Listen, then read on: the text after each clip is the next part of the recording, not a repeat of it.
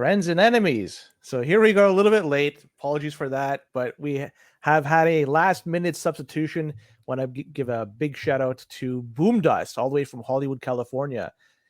Thank you for coming on, Boomer. Love having you on standby. Yeah, man. What's up? Yeah, I'm here anytime. Yeah. Anytime. I like your name. It's just not Sly Goomba. So I'll have this then as my, and then we can pretend I'm him. And then, so we can go from there. You can call me Jim the Anvil Neinhardt. You know what I mean? Happy birthday, man. Come in with the hot tag. So before we go any further, and just want to state for the people in the audio, I have a little stuffy Goomba I'm just showing to the camera. So here he is. And so I got to do the ad reads because that's something that it's has to be done because we have 3 great companies that are sponsoring the CBP. And all 3 of them, number 1, Boom Dust is wearing the shirt, the EasyDNS shirt. He's now running away from the camera. Either way, EasyDNS, it's a great place to register your domain name. I know somebody that may have done one very recently. I don't want to say who or what it was about. But either way, it was seamless, done quick, and it was done with the currency that we love the best, Bitcoin, because EasyDNS accepts Bitcoin for their purchases. So again, like if you're doing a domain name purchase, or even if you want to transfer it over, they're able to help you out. Web hosting, email hosting. So if you want to spin up one, either a website or email hosting, or if you want to migrate either of the 2 over, again, they could do that for you. Protection is always key to them because they love your privacy, which means you love your privacy. There's very few companies like this out there. They've been in this game for decades, since the late 90s. Think about all the companies that have come and gone in this space, but still EasyDNS is standing strong because why? They want to make sure you are number 1 and all your needs are taken care of. Open up an account if you haven't done so and use the code CBP Media. If you use CBP Media with the code, 50% will be taken off your initial purchase, which means make your first purchase very, very big. Then you'll have a very big savings as a result. EasyDNS.com. Second, Bull Bitcoin. And the price of Bitcoin, $67,000, according to my blog. It's cheap, Len. It is cheap considering what we think it is. So it's a good place to buy, but some people may think it's a good time to sell. Right, not financial advice, of course, but selling is also an option with Bull Bitcoin. On chain, you could do that. With Lightning, you could do that. Let me take a look right with my node. What are the fees right now? It's loading up. Oh, it's slow. Anyways, the last time I checked, it was very cheap. So on chain, it's still the way to go. So, but if they do spike, you have the option to then use Lightning. So learn how to use Lightning. It's a good opportunity to do it now. Either way, Bull Bitcoin, let's talk about them. They have other services there aside from simply just buying or selling Bitcoin. One thing you could do with them, you can pay your bills. You have a hydro bill, you have a car payment, whatever the heck you got to do. You want to pay that. You don't want to use your dirty fiat for whatever reason because you have a large stack of Bitcoin that you've been accumulating for years and number go up. Well, Bull Bitcoin, they can facilitate the payments of these bills using your Bitcoin. That's one thing they have. The second thing, which is really cool, you can start spending your Bitcoin in the real world. How? You could buy gift cards through Bull Bitcoin. With that, you're using your Bitcoin and spending that indirectly in the real world. Like you go to Home Depot or Starbucks or wherever, lots of different options. So check them out. Open up an account if you haven't done so using our promo code. You see it's below, or just go to iwantbitcoin.ca. $21 will be added to your account once you fund your account and give the proper information. Third, we have Decentral Tech. And man, oh man, we have the BitAxes coming out for the CBP branded BitAxe. Boomer, you ordered one, right? I did indeed. Very good. So there's 75 in existence. So if you haven't already ordered it, order it soon because once they're done, they're done. But either way, if you don't have an opportunity to buy that, there's lots of other hardware you could buy. You could buy an S19, S21, S9. You could get the space heaters. Winter is coming. It's getting colder. People want to heat their homes using Bitcoin. Lots of different options. You could use any of the number of different mining equipment I've just mentioned. Check them out. If you want anything to do with Bitcoin for mining, they are the people that you want to talk to because they know this business inside and out. They'll provide you good service. BitAxes, if you want one, they're a great place to go. Check them out. Decentral.tech. D-central.tech. Actually, that's the correct. D-central.tech is your website. Check them out and tell them that we referred you to them. So there you go. Boomer. Man, before we get started, like you guys have kick-ass sponsors. Like they're not just like providing good quality services for Bitcoiners, but they're also like really good guys. Like They are. you can't beat those three. Like you can. I've been lucky enough to break bread with those guys a little bit over the past few years, and those are like really good people that work at those three companies. And I ordered a CBP BitAxe, but it's not here yet. They're on back order. But as you can see, like I'm rocking. I was like, gonna say that Mark gave me. Like I'm wearing a hat that like I think Pablo or Guillaume gave me. Like hey, no names. No names. No names. We'll erase that from the. It's too late. It's live. No. Yeah, they're good guys over Bull Bitcoin. EasyDNS too. Like Mark and team are fantastic. So yeah, thank you for being a walking billboard for the CBP. This is that's awesome. We just got to get some paraphernalia over you for decentral tech and go from there. No, I don't know, man. Let's talk a few things here. We'll try to dance around this subject as best as possible. Because we don't want to get our bank accounts frozen just in case. But not sure if you've heard in Canada, and we'll talk a little bit of politics here. So for people that are outside of Canada, my apologies, but it's a good time to talk about it. Justin Trudeau has come back from his overseas trip. And while he was away, there have been a number of MPs allegedly, in a number of around 20 to 30, have signed a pact that they want to see him step down. And on top of that, one MP from, I'm going to say New Brunswick, I forget his name. He came out publicly. I'm not sure if you saw this yesterday on CBC. And he said publicly, this guy's a longtime Liberal, elected Liberal too. He's not just a has-been. He's still a current guy there. He said he wants to see Trudeau go.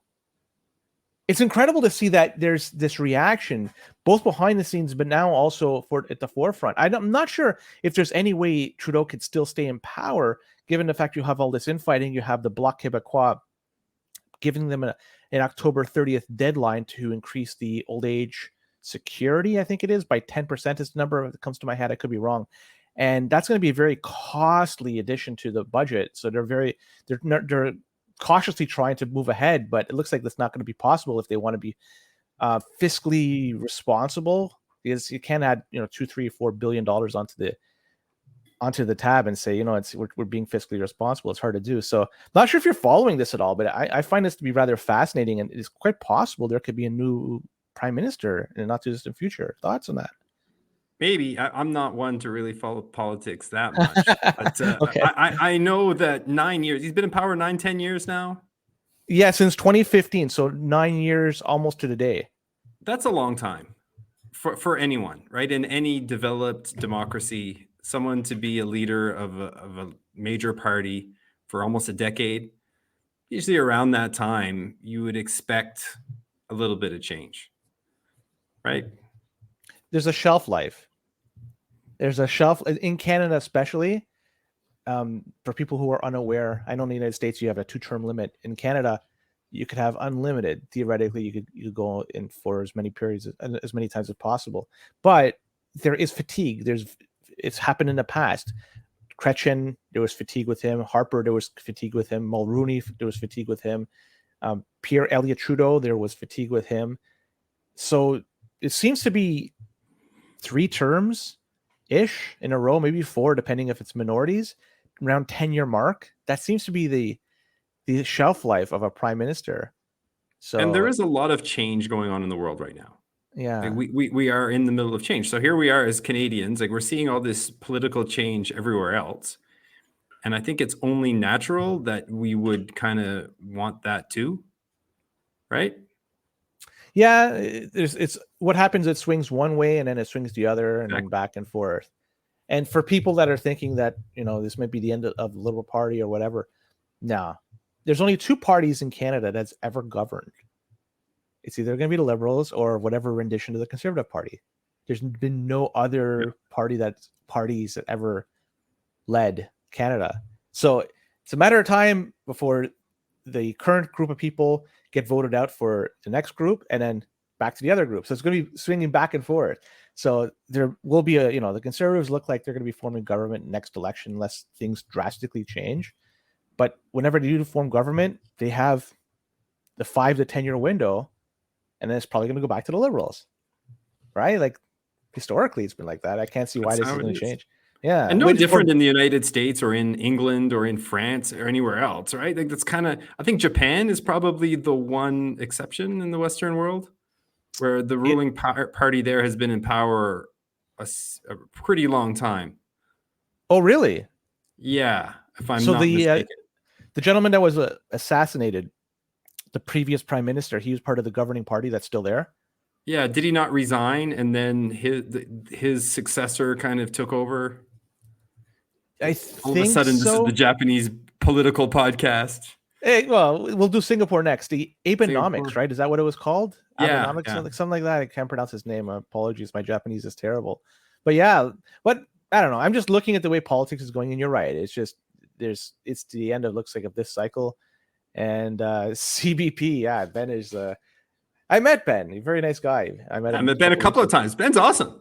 Yeah, he certainly is, and he's not only a Bitcoiner, but he understands hard assets. My Japanese should be better. My Japanese is terrible. I agree. Konnichiwa. I should watch Sly Goomba is the Japan expert, and he's not here, so he is. Just have to make do. No, I don't think so. Oh, maybe he would have been our Mr. Fuji. We lost him. Yeah. Now here's who did Mr. Fuji the Barbarians? Who did Mr. Fuji manage a tag team? A ton of them, like Barbarian and Ming. Did he know? I don't know. I can't remember, but a ton of teams. Yokozuna was one I remember mostly. But yeah, not sure if you saw this. It's a CBC article. I know you live in La Belle Provence, and it's talking about Quebec malls scrapping family doctors for healthy patients. Have you seen this article floating around? I did. It's come up in conversation a couple of times in my life. Do you mind giving like your idea about this? Because this seems pretty interesting at the very least, considering that everybody's paying into the system, and if they're trying to steer away healthy individuals from getting a family doctor, it doesn't seem like it's the best path forward. But maybe their services are stretched to limits, and this might be the only way to make do. Like, what are your thoughts? Well, a few personal thoughts I have. Like, I don't have a family doctor. I've been living in Quebec now quite a few years, and I've been on a list to get a family doctor, and I don't have one. And I'm one of these healthy people. That being said, the few times that I've needed to see a doctor when I've been in Quebec, it hasn't been a problem. Like I've been able to use like the app to make an appointment and see one, and it's been a good experience. But I realize that I'm not that's kind of the exception, I think, from people talking, that it's actually quite hard, just like everywhere else, to kind of see a doctor. But demolition, that was the one. Yeah, I totally forgot about, and also Powers of Pain. Remember they did the switch. Yes. Yeah, but it's a sign of the times, really, when you start seeing that healthy people can't get a family doctor. It really kind of shows that we're kind of sick care and not health care, right? So if you really wanted a healthy populace, I think you would kind of be focusing on the healthy people. But we're at the point now where it's stretched so thin that there are so few doctors for so many people, and there's a lot of sick people. And it's an older province. Quebec is one of the older provinces. So there's more people relying on these services. So that kind of leaves younger, healthy people kind of out in the cold. So I don't know exactly the makeup in terms of the budget in Quebec, how much the healthcare system takes up. But I'm assuming it's the same as Ontario. And I think in Ontario, between health and education, that's half the provincial budget. So I would assume Quebec is kind of around the same boat. Probably, maybe a little bit higher on health, just the demographics, but yeah. Okay. So let's use that as the guiding light here, that they're spending a lot on just their overall budget on health. And now you have more people have come in either through temporary foreign workers or claiming asylum, or just even immigrating through the old-fashioned way of just coming in through as a skilled worker or being sponsored as a family member. The population of Quebec has grown quite a bit. Yep. And the services the amount of availability of services is obviously having a difficult time to meet the demand. So what's the option moving forward? Because you're a Quebec resident, what would you do to try to rectify this problem if there is a way to fix it? I think we need more doctors, right? So we should incentivize doctors to come here. I don't know what that means. Does that mean do we pay them more, or do we give them, do we make it a little bit easier for foreign doctors to with the transfer their certifications and their degrees? I'm not sure. but we definitely need more doctors. It's kind of like housing, right? You can worry about the supply or the demand. So if you're increasing the amount of people, you're increasing the demand for doctors. Well, you need to increase the supply of doctors. And one way to do that would be to incentivize people from other countries to come and move here. In Quebec, it's hard because there's not that many French-speaking countries. There's a handful of them, right? So if you go by, you need to speak French to be a doctor in Quebec, which makes sense unless you're living in some of the very Anglophone neighborhoods, and there's not that many of them in Quebec. There's a handful. You have to speak French. So it's kind of slim pickings. There's not a whole lot of countries to choose from. What we could be doing is doing a better job training doctors, or maybe we could be getting nurses to do some of the jobs that doctors can do. Like maybe if you just have a cold and you need to go in there and get a prescription for some cold medication, well, maybe, and I'm not a doctor and I'm not a healthcare professional, but maybe you don't need a doctor for that. Maybe a nurse practitioner would be good enough. I don't know. I don't have the answer, but Quebec isn't the only province that's going through this. We just might be going through it the worst. So in Italy, because I read the news over there, I'll tell you what's going on, how they're tackling the issue is they've started allowing students to enter medical school without having to pass a particular test. So there's no entry exam. Well, that's dangerous when you start going down that road, for sure. After a few years, once they graduate through the system, set up their practice, if they don't have the basic need, like the competency required to provide medical attention, and it's not something that you're like framing a house and that's through the whole process. Oh, this doesn't make any sense. Let's take a few pieces out and fix it. You're dealing with a person. There's no coming back. You screw it up. That person could potentially be impacted for the rest of their lives. Plus, their faith in the system is going to be totally lost, and also the people that are surrounding them is going to. It's brutal, but that's what's being done over there. I hope we don't follow that same path over here to try to open up doors to that extent, just because they have to try to make it to fill a gap. And even when you do see a doctor nowadays, you're not seeing them for a long time. You're only getting a few minutes with them, right? It's tough. So how do you do it? How do you make it better? We need more doctors, and incentives rule the day, right? So maybe we should. Yeah, Bitcoin Blitz says here that they're not doctors; they're pharma pushers, and there is something to say about that because there's incentive to do that.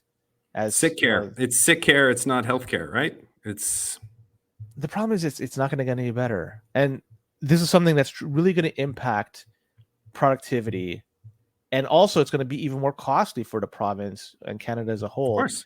So it's a you know what, the more I read about this and see about this, and I'm just wondering, man, we're still trending in the wrong direction. And I say accelerate for shits and giggles at times, but people are going to be impacted pretty heavily as a result. For sure. But what we can do as individuals is try to be as healthy as possible so that you're not relying on the system, right? So that means fixing up your diet, getting some rest, getting enough sunshine, enough sleep, all these things. And that's all you can do. But I mean, there's some times where, you fall, you break your arm. Yeah. Like you need to go to the hospital, right? Like it's going to happen. And especially, people that have paid into the system their entire lives, friend of the show, Mike Campbell, like he talks about it on his show about how, he's an older guy and he's been paying into the system his entire life out in BC, and he has an accident and he breaks his arm and he's in the emergency room for 12, 14 hours trying to see a doctor. And that's a real life example because he suffered some injury, right? That's what it is. Yeah. Yeah. He fell, broke his arm of some. Yeah. I didn't want to, just in case. Yeah. Yeah. It's pathetic, but you know what? They're going through an election right now, and it looks like the people over there are going to be turfing the party that's currently in. Well, I mean, if you really think that voting is going to fix everything, I don't know. Could voting fix things like one party over the other party here and there? Like, yeah, maybe it's change, but I don't know. I don't know if we're Vote harder. Vote harder. Yeah, right. But still, I don't know. Like for me, I truly enjoy following Canadian politics, and to a lesser extent, American politics. I've been watching it for so long time. I understand there may be, I mean, the people like you're talking about, just voting doesn't really change much in the end, it seems. But for whatever reason, I like to follow. Well, it does make sense because you do like wrestling. So like Yeah, for sure. WWE and politics, there's a lot in common. They both scripted, though. I would say one is not and one is. Well, I don't know. But it's real. I don't know which one's which. We're not going to go there. Bank of Canada, I'm not sure if you've been following this, but they might cut rates as much as 100 basis points by the end of the year. Did you hear about this? Yeah. There's some people talking about 75 basis points coming up at the next meeting. Yeah. And that's this month in October. Yeah. So that's going to be in a massive drop if they decide to do it. Yeah. What's your prediction? I'm going to put you on a spot. If you had to place your money on something, what do you think they're going to be doing this month? Okay, for the people listening, a little bit of back information. Canadian inflation numbers came out this week, and they came in at 1.6%, which is lower than the banks of Canada's target rate of 2%. So that does give them potentially a little bit of room to lower rates. But if you kind of dig into the numbers a little bit, you see that it's not great. Like it's housing is still expensive. Food is outpacing inflation. Is still expensive. If I had to bet, sorry, go ahead. If I had to bet, you're putting me on the spot and saying a prediction, I would say 50 basis points at the next meeting, and then maybe another 25 later on in the year if those inflation numbers come in kind of as they're coming in. But manufacturing numbers came out today, and they were also a little bit weak. Wholesale came out yesterday. Wholesale numbers came out yesterday. They weren't very strong either.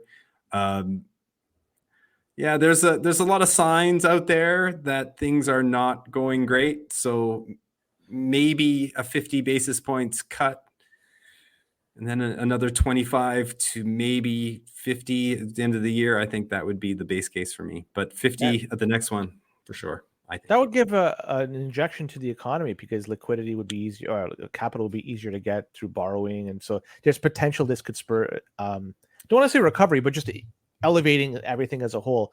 As for what cost, it's just up for debate. I'm not going to sit here and talk about it, but we know the answer. I've been in the camp that I think inflation is coming back.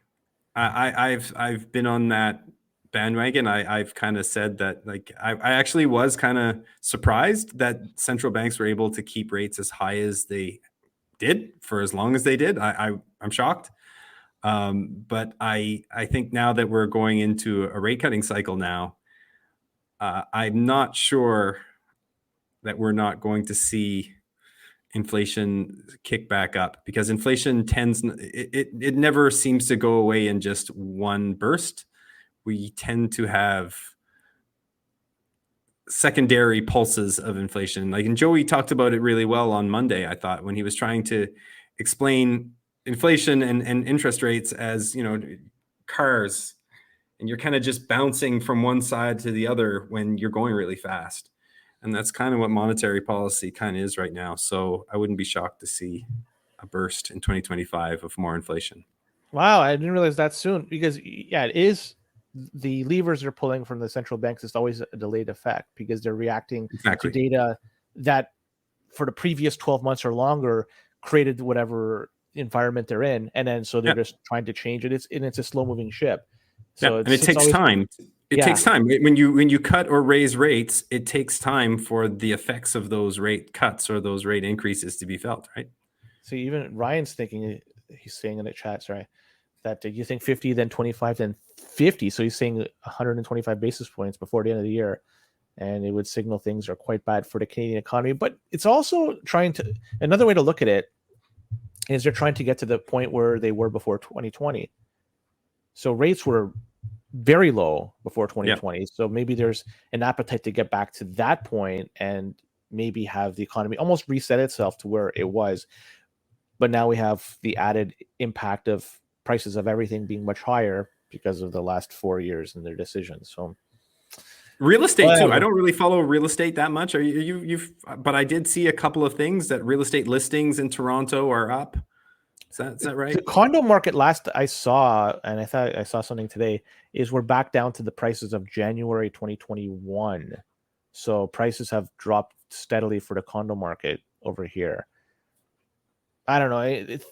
It seemed like, I mean, just anecdotally through my neighborhood, it seems like for sale signs are staying up far longer than they were in previous years.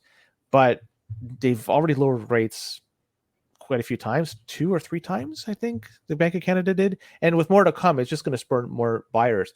And as we get into springtime, which gets to be the heavy buying season or selling season, depending how you look at it, I think you're going to see a lot of inventory move come that time, because the environment's going to be great. People are going to be wanting to move. It's springtime. So there's going to be a lot of real estate that's going to be exchanging hands early next year, I think, for better or for worse. So, and just I saw today there was an article by CTV News talking about food prices being much higher than inflation, and in fact, like frozen or fresh beef is up 9.2% year over year. Yeah, I didn't know that. Edible fats and oils 7.8%, eggs 5%, fresh vegetables 4.4%, and it goes down from there. Seafood down 4.9%. For whatever reason, seafood has been deflationary environment. Must be a boom for seasonal effects and stuff like that. I guess much into it, but so like I mean, there's a snippet of just one segment of what we're buying, food. It went up quite a bit. The food professor had a really good tweet last night. I tagged Joey, but I didn't tag you on it. I wouldn't want to chat with. He's a no. Yeah, I know you don't like him, but whatever. I'm a fan, and I know Joey. I don't know. Maybe Joey is neutral, but and the food professor talked about how it's a little bit concerning that a lot of these foods that are seemingly still above inflation are foods that we make here. That's concerning. So what's going to happen with that? Will it eventually come down because all the costs to grow, slaughter, or whatever, and then ship it out to the consumer, won't those eventually come down if everything else remains kind of low in a lower inflationary environment, or do you think it's going to stay very high? There's a lot of factors, right? And then that also the Canadian dollar as well, right? So as the Canadian dollar goes down, the things that we make here becomes more attractive in other places.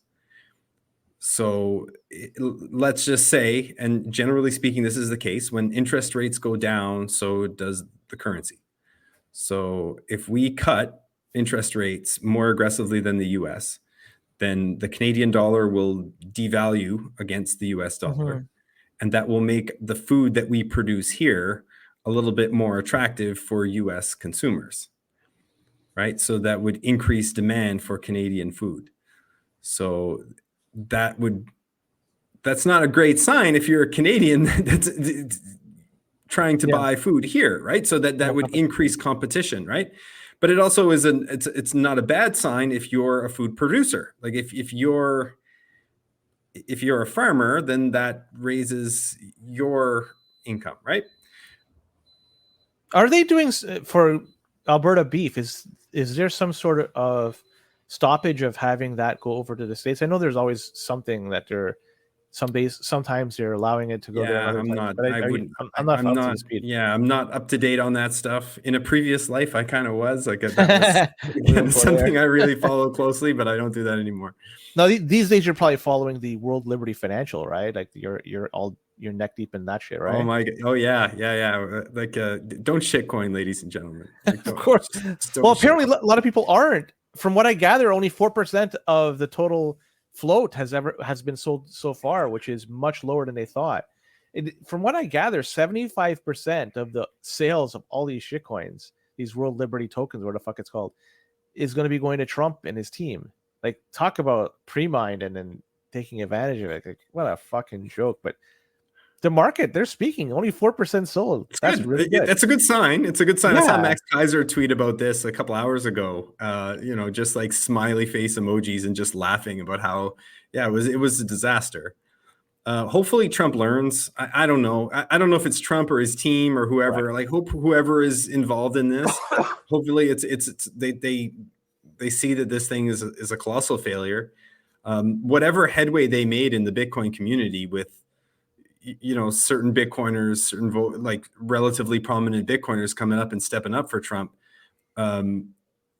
Hopefully they're pushing back a little bit and saying, look, we didn't sign up for this. Like this is not what we want. So maybe it'll be a sign. Look, you listen to a Bitcoin podcast, you're probably a Bitcoiner. Shitcoining is You'd be fucking surprised. But people listen and they're into everything for whatever. Follow. It's definitely the charm of the hosts, right? Like you guys, it's the banter and the charm. But shitcoining is a relatively natural part of the Bitcoin journey, right? Like most people that are into Bitcoin, they at some point they dabble into these shitcoins, and most of them get burnt, and they take a step back and they realize that, oh well, that was wrong. It's a learning experience for a lot of people. Now, luckily, I kind of avoided that stage of my Bitcoin journey. Like I wasn't much of a shitcoiner. Like admittedly, I think I bought like $200 worth of Ethereum and then sold it at a loss. So and it wasn't that much of a loss. I still am carrying on that law, my capital gains law for CRA. So if CRA is listening, like they know that like I got a $40 tax loss that I claimed. So I'm looking to cash that in. But that was it for me in my shitcoin, right? So but for most of us, and this is kind of normal. You kind of think that you can fast track your Bitcoin journey by dipping into these altcoins, and time again, people get burnt. The problem is people look at it and unit bias comes into play. And right away they look at like, this is only 30 cents a token or where the fuck it is. If it only goes to $1, I'll be able to make a killing. But no, I didn't even look at this Trump token, like what the units were. Do you know? I have no idea. I have no clue. I don't even give it a shit, to be perfectly honest. But it's a DeFi thing too, right? So there's going to be some generating of new tokens or maybe existing tokens. You get I don't know if it's staked or I don't know what the fuck the thing is. Either way, the fact. When are people going to learn, Len? When are people going to learn? They have to get burned. They have to get burnt. Right. Like they come into this, they look at Bitcoin, and today 67,000 still in my block clock. It doesn't change, a stupid thing. I'm not saying that it's a stupid thing. The price is not changing, the stupid price. They're looking at that and saying it's damn expensive, right? The people that made bank got in years ago. Now that ship has sailed. There's no reason for me to get in now.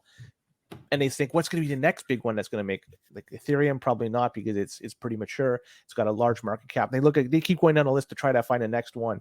And that's what happens. They look, oh, this thing, if it just goes up 10x or 3x or whatever, and it's so cheap, it probably can. There's no fucking case use for this thing. And I can't believe I'm fucking even saying this word, but tokenomics. I can't believe I'm fucking saying it. There is none. Where does the supply come from? What is the maximum supply? Could you verify anything? There's nothing good out of this. And you got a centralized body that's dealing with this thing. And theoretically, they could get Wells noticed by the SEC. Same shit cannot happen with Bitcoin. You are the yield. Right. You are the yield. You are the exit liquidity. Exactly that. And people don't fucking realize it. And time and time again, people come into this space, fucking look at that and say, I'm going to make big on there. And they get fucking wrecked in the process. And you know what? If that happened, if that's the price you have to pay to finally realize that Bitcoin is your savior, all the more power to you. But hopefully people learn from others. That's something I've been doing. I've been trying to do a lot is I'm looking for other people's mistakes. And I'm trying to learn from that, because that way it's going to be less costly to me. I'm not perfect. I still make mistakes, but I'm trying to learn from others as much as possible. And every cycle, every Bitcoin cycle has its version of this. right? And it always changes. And now that the ordinal stuff seems to be behind us now, I don't know, it might come back somehow. But the shitcoin stuff, the ICO stuff is over. The NFT stuff, that seems to be almost over. But they're going to keep, these shitcoins are going to keep popping up. They're just going to be different. Every time they're a little bit different. And it's a new scam. The new scam. And it's, I'm concerned that the next one might be a little bit, might not be as easy to spot. Like I'm concerned about the financialization of Bitcoin. Like I have my concerns that it might be there, like something that's in the stock market. Unpack that. I'm curious to hear your thoughts on this. I'm concerned. Like I look, I'm sure you've been reading the Twitter, the posts, you know, plenty of friends of the show are on one side or the other on the MicroStrategy stuff and the ETF stuff. But that has nothing to do with Bitcoin. I mean, for the most part, maybe in terms of who holds what or the quantity of tokens or coins are held. But in terms of Bitcoin itself, it changes nothing, right? It changes nothing. But what I'm saying is every cycle has its own version of this shitcoinery, right? Like the ICOs, the NFTs, all this stuff. What if this cycle's version of that is these publicly traded companies? And I'm not pointing out any one in particular. And again, never give financial advice. I'm just talking. What if this cycle's version of shitcoining is on Wall Street and is done that way? It's very possible. One can make an argument. One can make a very strong argument that doing, and I don't want it to like talk about it too much in terms of like this side of the argument, but it is indeed shitcoining, and I've mentioned it many times. So you and I think are in the same side of the fence. So I don't want to you know. We'll be sucking each other's cock on this stuff. Like, really, we have nobody to That's not what I signed up for when I subbed in for Sly. I did not. You never know, because there's always a bonus. So, but that's the reality. I said, you know, dealing with TFSAs or any sort of tax account that provides you some sort of tax advantages, it's, you know, it's good, I guess, for now until it's not. And then whenever it's not, then at that point, what are you going to do?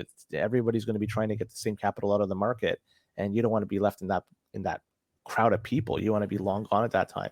Bitcoin, the beauty of Bitcoin, once you have it and you have it in cold storage and you're the only one who has access to those keys, exactly, nobody else can take it away from you, as long as the network is still is in operation, which should, unless the internet totally dies, which then we're a bigger problem then. But as long as there's one miner out there building blocks, you can theoretically move your Bitcoin around. So like that's what I look at it. It's a wonderful fundamental that Bitcoin has that all these other things don't, because you're dealing with the TradFi markets, you're dealing with banks, you're dealing with clearing houses, you're dealing with all this bullshit. And there's so many layers, and the more I read into it, how complex it is too when you're dealing with markets. It's not just a simple you just buy it and your brokerage buys it for you. There's a lot to it.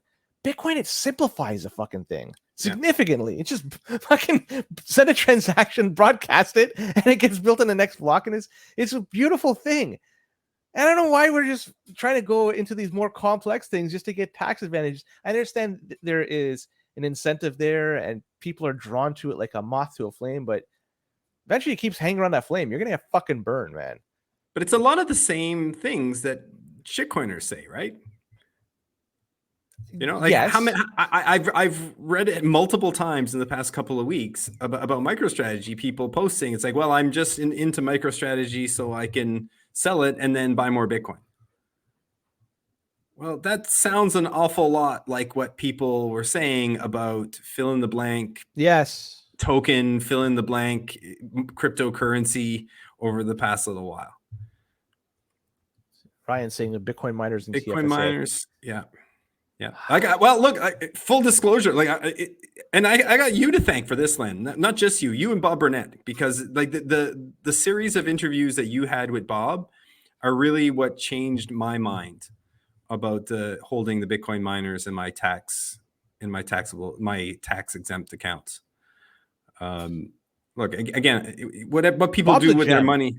Yeah, Bob's a gem. What people do with their own money, that's on them, as long as they're following the laws and following the rules. And there's obviously nothing illegal about buying a Bitcoin miner and putting it in your TFSA. Like there's nothing, Mhm. you know, legally wrong with that. I was doing it. I had some of those, but I took some time, and you know, a lot of because of those interviews that you did with Bob, and it really changed my mind about that, and I'm no longer in them. They don't seem to be a good play in terms of if you want to have a strong correlation to the price of Bitcoin.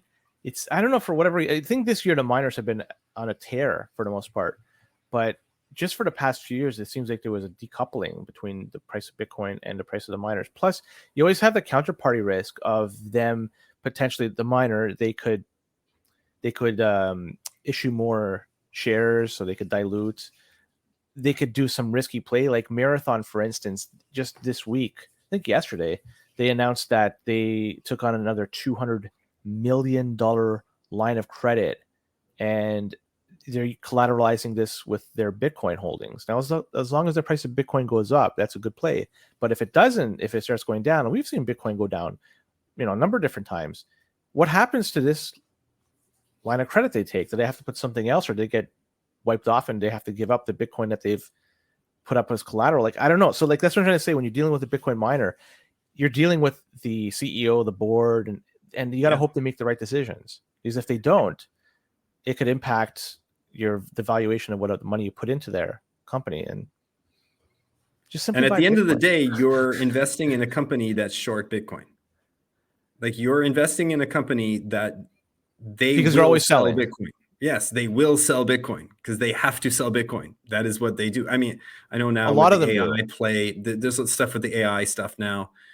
I mean, it's a whole other. So much to learn, Len. Like there's so much to learn, like about all that stuff. And then the difference between all these individual miners. Like if you're going to put your money in there, you have to understand all this stuff, or you could just buy Bitcoin.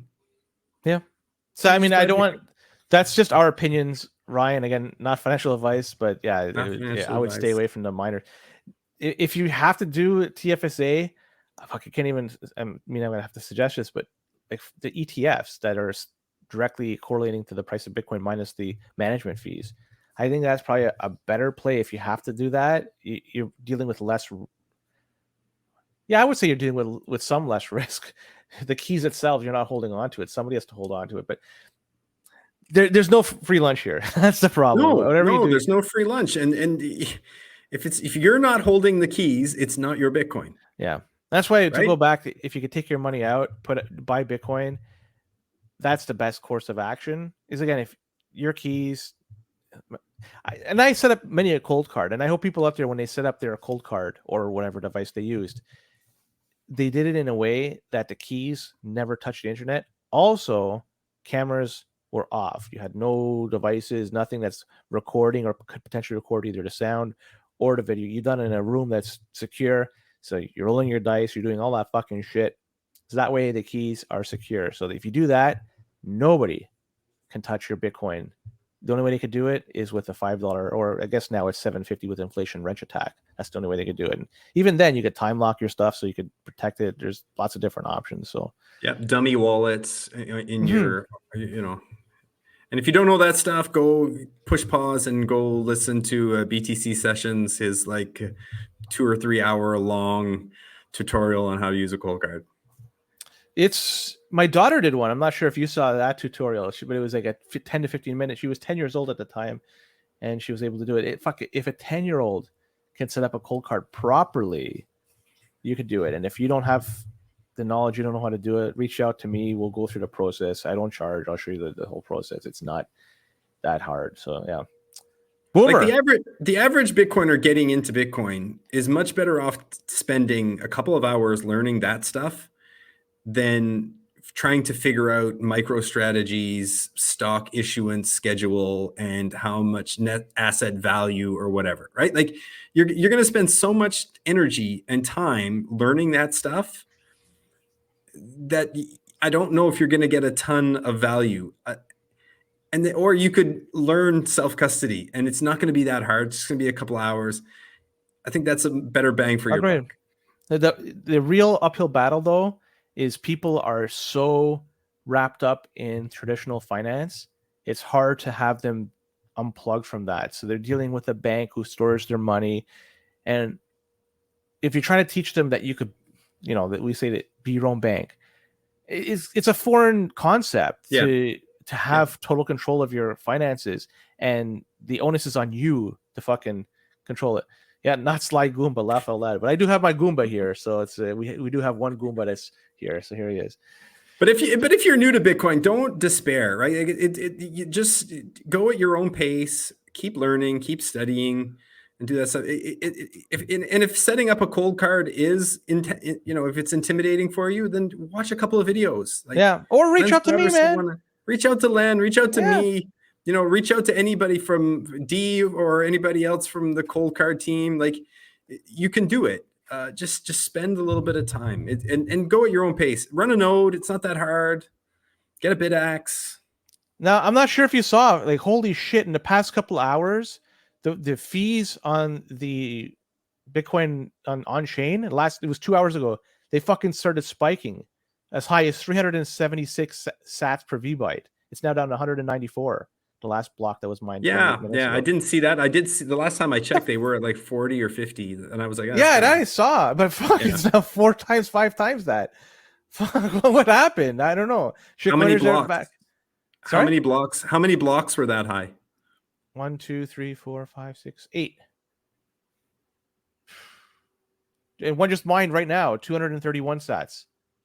That's somebody really wanted to move their Bitcoin, right? And that's the beautiful thing about Bitcoin. Like, it's a free market. If you really want to, if it's really important for you to be in the next block, then you have to pay more fees. If you're doing it the right way, like what I think is the right way, you're stacking regularly. You're not that worried. You're just sending it to yourself, so you're not that worried. And you can just put your transaction out there, put it at a lower price. You're not that worried if it clears tomorrow or the next day, or so I'm not going to tell you where to put that, but what fees to put it at, but maybe something around 20. If you're moving a couple of 20 sats for VByte, if you're only moving a couple of UTXOs, it's not that bad. It's only going to be a couple of dollars. Have you consolidated your UTXOs? Yeah, I'm pretty good. Like, I keep up with that pretty well. Like, I can't say like I'm 100%. I spent a lot. But if you're the majority of that. Yeah, the vast majority. I literally have like 2 or 3. What's your ideal UTXO size? I have a few at 1 million. I have, and then way larger than that. A few are way larger than that. And I think that may be not to my advantage in the long run, but I could just simply mix it, I think, before I start doing anything. But my lowest of the ones that I have consolidated is 1 million UTXO, and I only have a few of those. That seems like the consensus is like 1 million is kind of so if you're new bar. If you're new, build up to 1 million sats and put it on one UTXO. And by the time you get to 1 million sats, you probably have enough Bitcoin there that you want to take care of that. So then you get 1 million sats, then get your cold card, one UTXO. I'm a big fan of 1 million is the minimum. Yes. But your target should be your stack size divided by 20. So you should never have more than 20 UTXOs. Are you a Lightning normie? I've heard that term a bunch of times, so I want to throw it out finally. I don't run my own Lightning node. Like, I don't do that. It's not easy. I know a couple of guys that do, and every time I talk to them about it, it kind of just goes over my head, so I don't do it. I have been dabbling a little bit with Bull Bitcoin's new wallet, the Liquid wallet, just playing around with it. I played around with a couple of the non-custodial Lightning wallets in the past, and to be honest, I didn't have very good experience with any of them. Like Phoenix or something, or I played around with Phoenix, Breeze, a couple of other ones. The only one I really liked, honestly, was Blue Wallet. I thought Blue Wallet was incredibly good. And they got rid of it. Yeah. So I played around with a few of them. I didn't like any of them. People talk shit about Wallet of Satoshi, but God damn it, it works. And it's really good. I know, but it works. Unless you're in the States. Yeah, you can. Yeah, you can't even use it. You can't use it. Wallet of Satoshi is custodial, so it's not yours.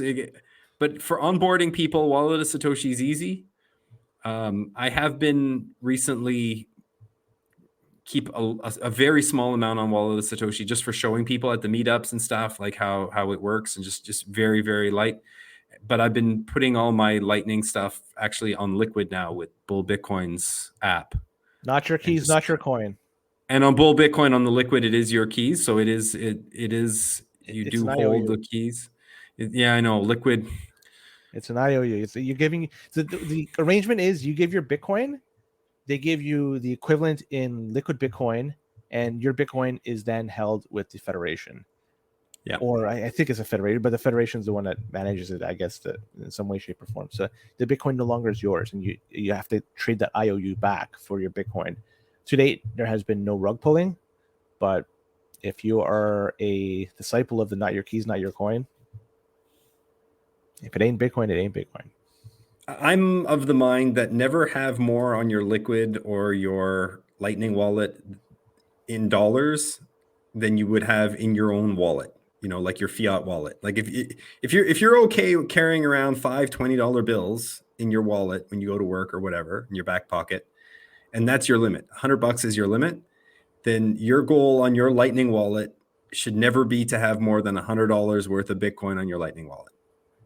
And the only reason I have X amount of my wallet is in case my card, for whatever reason, is not usable when I fill up my car, and I pay with cash at that point. And this has happened. My card, for whatever reason, has been compromised.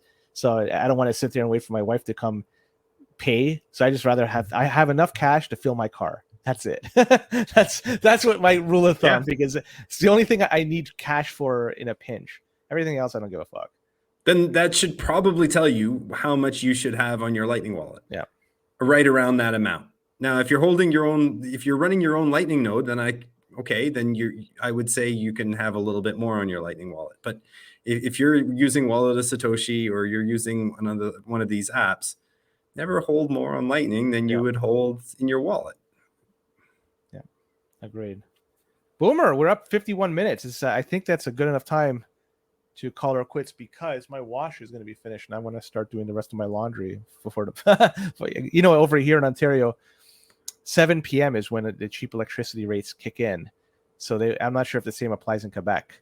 So all the big items, the big heavy duty items we do here at our house, we try to do it after 7 p.m. to take advantage of the cheap rates. That way it could stack sats. So speaking of cheap rates, have you started to turn on the miners to keep the place warm yet? I will no, because mining at home is not good for me. Others could do it because I don't want CRA coming knocking on my door saying, "Hey, you're mining Bitcoin." No. I will set up other people's miners, but I'm not mining here. That is wrong, but you should do it. Read between the lines. Unless you're buying it from Decentral. You're buying. That's perfectly okay. Then join a pool, and then those pools, because there's so low probability of winning if you're using a bidax. You're not using that in a pool where you're going to be getting paid like on a daily basis, like a la Brains or an Ocean or whatever. You're trying to go for the big enchilada and get one big block and share it amongst the pool. But anyways, Boomer, thanks for coming on. Where can people find you if they want to reach it? Because you've been a gem. Monday nights in the chat.